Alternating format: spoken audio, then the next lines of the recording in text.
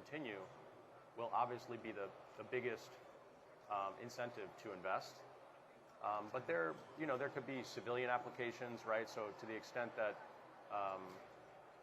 we enter a time of peace, they could be their technologies, their systems can be applied to civilian applications as well. And in fact, Apollo, for the very first time, is looking to participate in a venture round in a company that addresses this very thing, where they are making the machine that builds the machines. So, I'll get into that, when it's publicly announced, but essentially they're using AI and automation to manufacture parts that go into the defense industrial base, but can help us, reinvigorate our calcified Rust Belt. And I think the same would apply to Europe as well. Yeah, I would say when we work with investors, the question number one is, what is the long-term competitive advantage of this company? That's the question number one. Question number two is the diversification of customer. And then question number three, especially in defense tech, is what happens if the war in Ukraine stops tomorrow? I think these are three questions that companies that want to raise money needs to think about and needs to address when approaching the market. And clearly, diversification, having service, long-term agreement, they are all elements that helps to frame a story that is and becomes more and more interesting for the capital market or the private market. That makes sense. And I think we're seeing these same themes kind of run through both from, in some ways, the company side and the private capital side on what you look for to make the deal, to make the system work in the long term. And, what I keep hearing is certainty and how to judge certainty and risk moving forward. Yes, and that's the reason why it needs to be a dialogue with the government, because the government is the ultimate client and is the one institution that can provide visibility and security to the industry and to the investor. The ultimate purchaser of the end product. Yes. Yes. Well, we just have a few minutes left, so I'm going to ask one final question, and I'm just going to go right down the row here. In this moment of incredible change, the growth of the defense industrial base, private capital coming in a whole new way, and the speed where everything is moving faster than we've ever seen it, if you could change one thing, one policy, one financial instrument, one procurement rule that would most immediately unlock private capital for the transatlantic defense industrial base, what would it be? Well, I think it's impossible not to say that it is to completely overhaul how things are procured and adopted. I think what we're seeing now is particular in defense, right? But I think we've seen this in other industries. If we look at how the software world worked, the IT world worked 30 years ago, and what happened like 20 years ago, you went into as a service. Why? Because things evolve like this. Like you can't just continue buying hardware and having something obsolete a few years, or software obsolete a few quarters after, right? So I think that defense needs to embrace this, defense procurement needs to embrace this, and the institutions need to embrace this and create models that we're not inventing anything. This was done in different industries. Obviously, there's differences because you are in a sovereignty charge environment and there are lives at risk, but so there were in other industries. So I think that will unlock longer-term partnerships, even as the specific products and services keep evolving. You're not changing from Apple to Android like this because of right? And it's constantly evolving. It's not exactly the same thing, but it's an inspiration. That we need to get better at transitioning from innovation, research and development to scaled contracts, and therefore provide the demand certainty that's wanted by investors. I'll keep it short. Yeah. No, and just to build up on what Riccardo mentioned, is really moving from one-year budget mentality to multi-year procurement, because this will provide the visibility that is needed to secure the investments. Yeah, I would just add, speed of decision making. I think that attracts capital when they can see the innovation happening more rapidly and allowing for these programs of records to be more financeable. But before we end, I just wanted to say a thank you to Ricardo, Linus, and Luca for joining the Apollo-sponsored panel. I learned a lot from you guys. I'm excited to follow up with all of you and hopefully partner in some way. Yeah, absolutely. Thank you very much for inviting, and Jessica for leading the discussion. Yeah, thank you, Jessica. Thank you all. We very much appreciate your time. The panelists will be here afterwards, and we look forward to continuing the conversation. Thank you. Thank you. Thank you.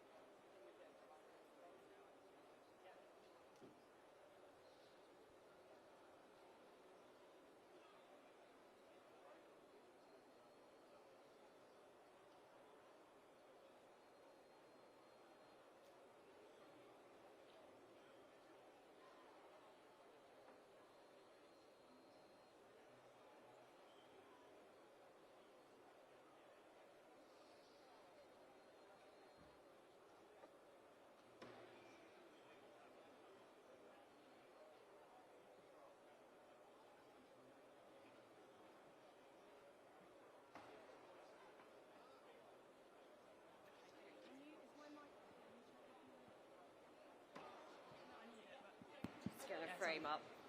Ladies and gentlemen, please take your seats. The session is about to start. Thank you.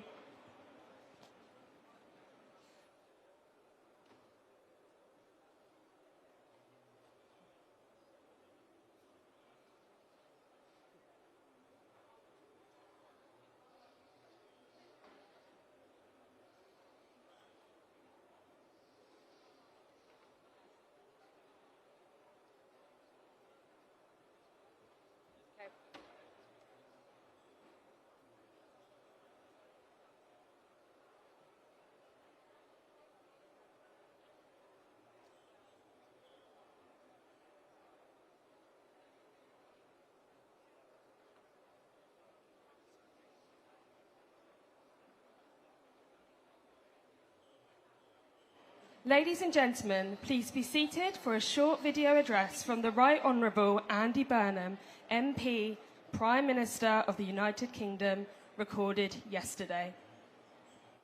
I want to send my best wishes to everyone at the Farnborough Air Show. And right from the off, let me give special thanks to the Royal Air Force for the vital role they play in our national security. I know what a big deal this event is, truly I do, and I'm so sorry I can't be with you. But I want to tell you about what I think we can achieve together.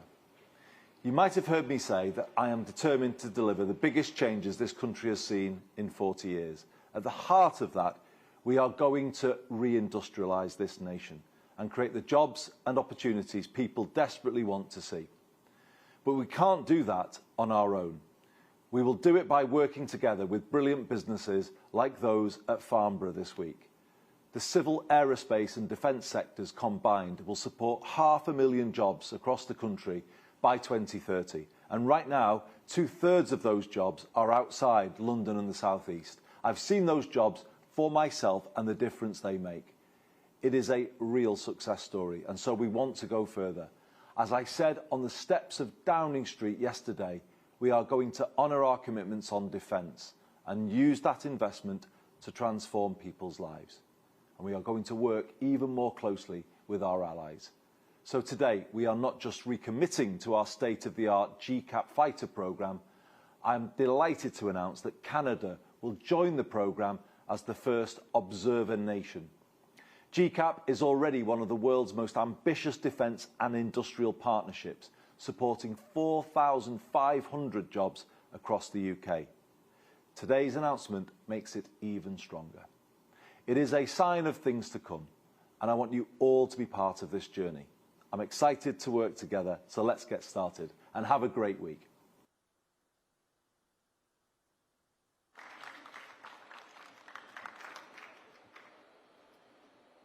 Thank Thank you, Prime Minister, and good morning, ladies and gentlemen. Welcome to Day 3 of Farnborough International Air Show.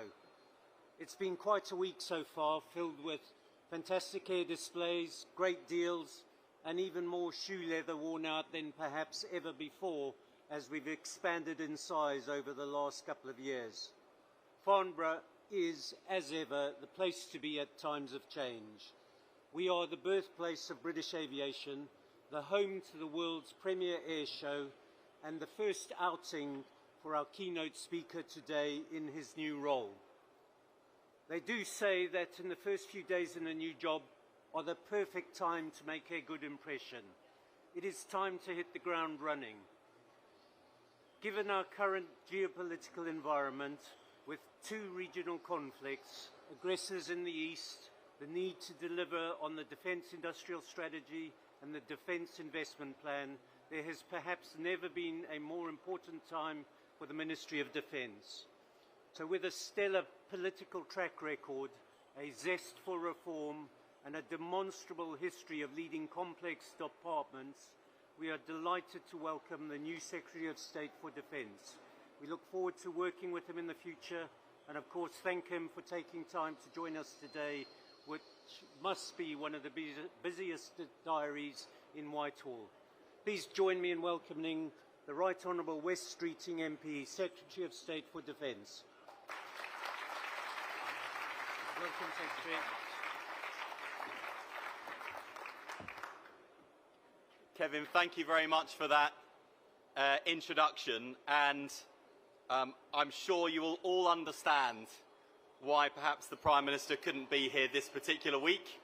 I've no doubt we'll be seeing him here in future years, but I hope you've just got a glimpse there from that video message what an opportunity we have with this Prime Minister and this Chancellor.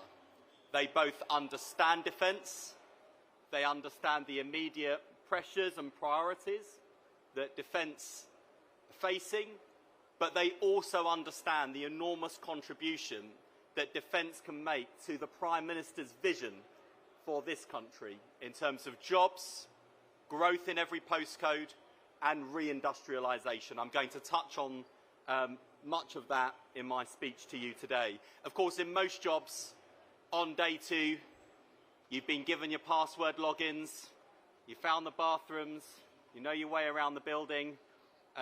You're not normally delivering keynote speeches or indeed taking questions from the media, as I'll be doing shortly after. But this is a job like no other, and it is an enormous privilege for me to serve as Secretary of State for Defence. It's been almost a decade since I first came to Farnborough. Things were quite different back then. Theresa May was Prime Minister.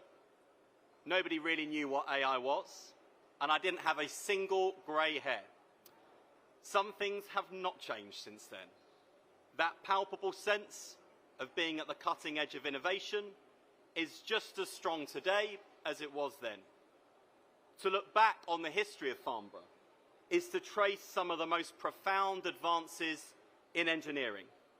It reminds us that making aircraft is something Britain has done for a very long time and still does exceptionally well today.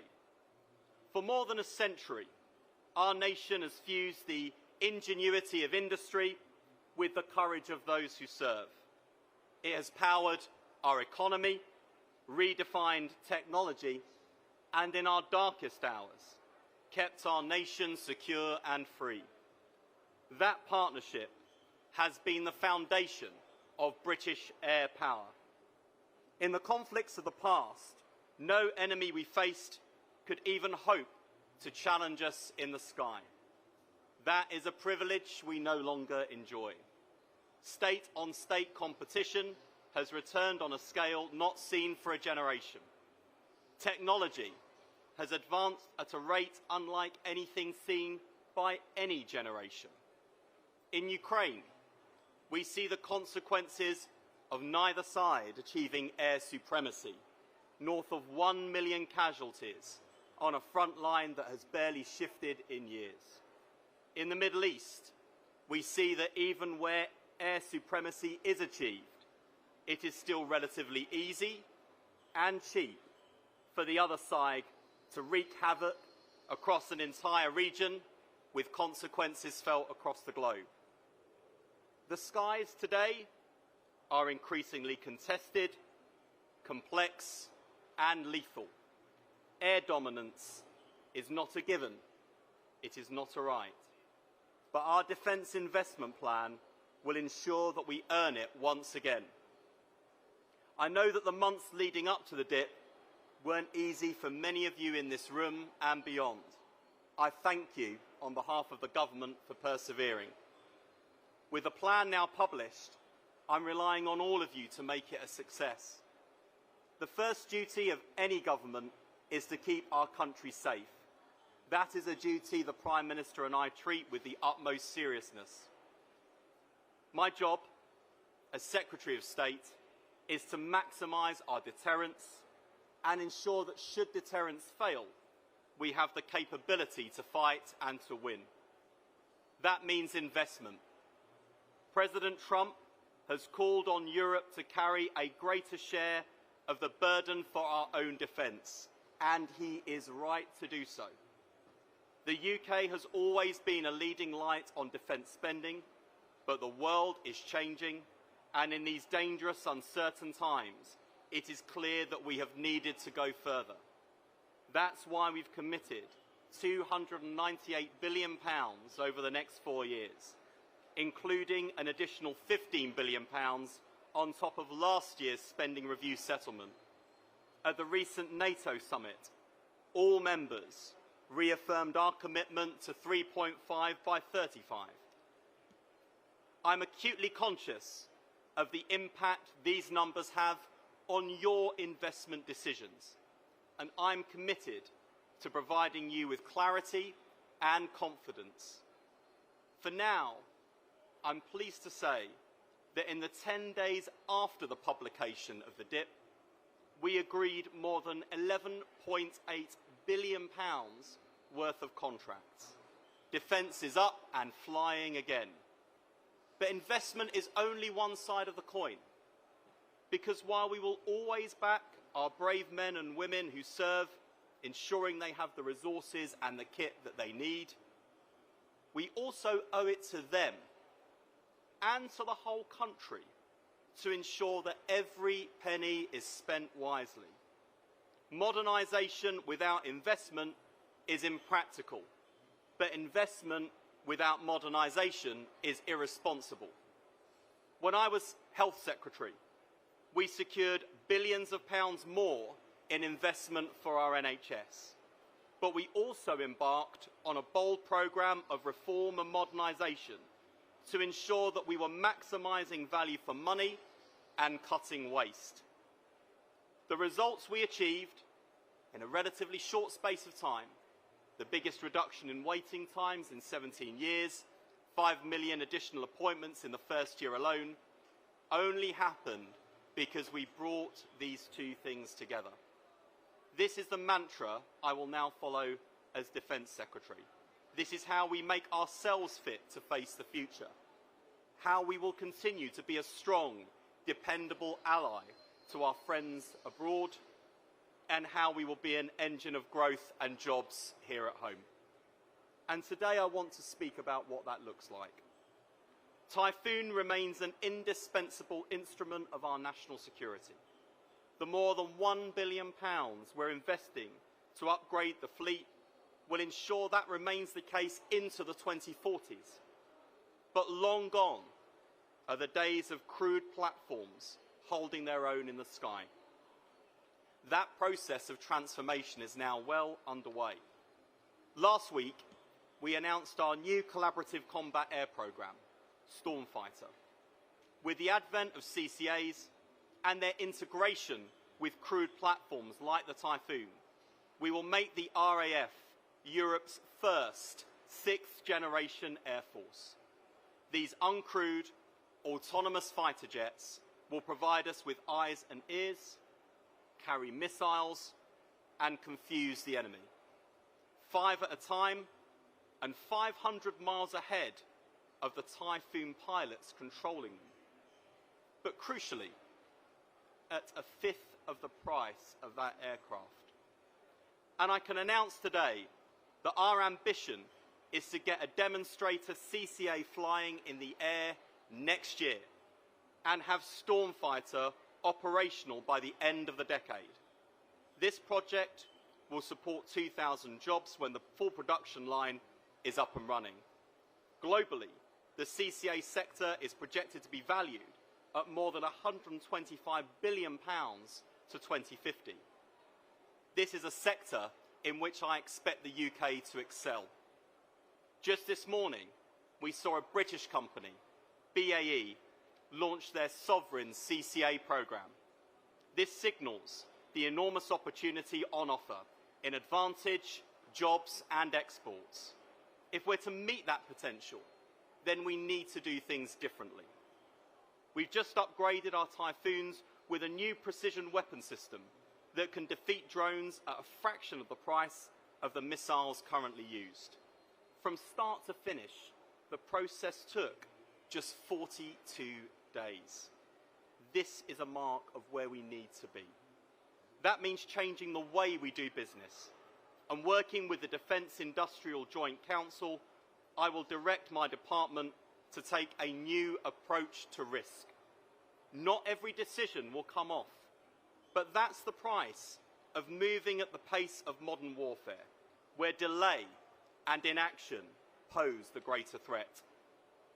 All this matters because what we're building now, an integrated system of crewed and autonomous platforms, provides us with the bridge to our sixth-generation fighter system. The £8.6 billion pledged to GCAP in the Defence Investment Plan is a sure expression of our commitment, as you heard from the Prime Minister just a moment ago.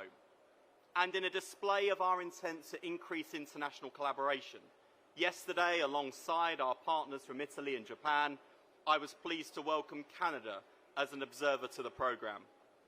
GCAP means air dominance. Our nation needs it. This government is backing it. The wider Future Combat Air System will likewise enjoy our fullest support. Today we have over 4,500 people working across the UK, building a fully integrated combat air system. GCAP, uncrewed platforms, advanced weapons, sensors, and secure data networks. The FCAS programme is a fantastic source of good jobs and apprenticeships. We also have some of our finest minds working on the frontier of the most advanced technologies. The potential, not just for our security, but as history shows, for our society and our economy too, is enormous. And today, I'm pleased to confirm we put pen to paper with BAE on a £708 million contract extension to advance their work on critical sovereign technologies. So what does all of this mean? In one word, jobs. The air sector alone employs 70,000 people in the UK. The Prime Minister has spoken passionately about his ambition to re-industrialise Britain. Defence is and will be at the forefront of that mission. We will be unapologetic about backing Britain, British ingenuity, British workers, communities in every corner of this great country. Defence will not just be a recipient of the proceeds of economic growth. It will be a central contributor to building that growth. A driver of prosperity in parts of the country that are crying out for the backing they need to make their contribution to the challenge of our time. It is not yet clear whether the 21st century will be defined by tyranny or freedom. But we need not let others define the answer to that question. Freedom is hard won and even harder preserved. We in Britain will not be bystanders in this contest. We know which side we are on, and we will give every part of our country the chance to play their part in ensuring that our values, freedom, democracy and peace not only win out, but endure. Let me end with what matters most, our people. Over recent months, we've seen the very best of our RAF. Our pilots protecting the skies above NATO's Eastern Front and the Middle East. The A400 crew who flew 4,000 miles to save a single life on the most remote inhabited British overseas territory on Earth. And I have to say, as the Health Secretary at the time, that made me truly proud to be British and truly proud of what this country is capable of doing. The RAF regiment gunners who stood watch, engaging hundreds of drones with relentless dedication in the Middle East. The heli crews who helped seize a Russian Shadow Fleet vessel, and the P-8 crews who tracked Russian spy subs with precision and determination. Every time, without exception, when members of our RAF are called to act, they have not merely met the moment, they have risen far beyond it. We are now in the midst of one of the most profound changes in the history of air power. Never before have we been asked to travel so far in so little time. But we can. In times of our greatest peril, this country has shown itself capable of doing big things. We still can. We have stood tall on the world stage, steadfast in support of our allies. We still can. We have matched the courage of those who serve with the ingenuity of those who build. We still can. And together, we will do so again. Thank you very much. Thank you.